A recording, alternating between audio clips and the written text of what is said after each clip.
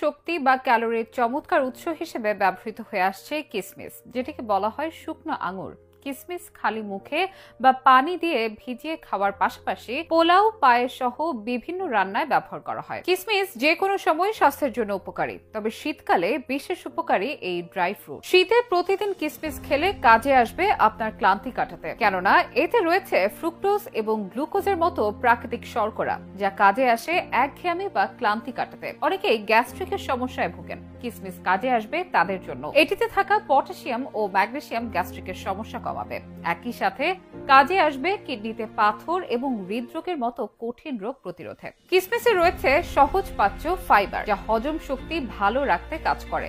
কাজে আসে কোষ্ঠকাঠিন্য দূর করতেও, হাড়ের রোগ রুখে দিতে কার্যকরী